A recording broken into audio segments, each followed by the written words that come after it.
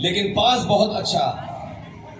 खिलाड़ी को अंडरस्टैंडिंग करना चाहिए अपने साथी खिलाड़ियों से कि किस जगह उसने पास फेंकना है, वहां वो मौजूद रहें, उससे दोनों टीमों को फायदा होगा।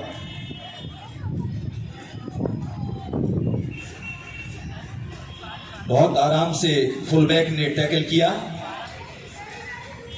मुखालिफ टीम की राइट हैंड की जानिब। बॉल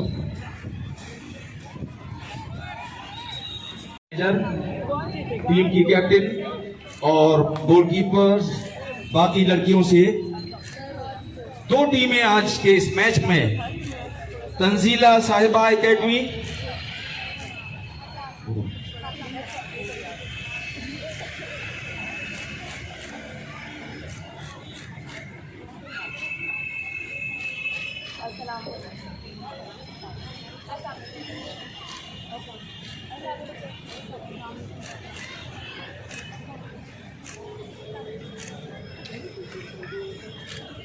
हमारी जूनियर बच्चियों से जिनको टैलेंट हंट स्कीम के तहत सेलेक्ट किया गया।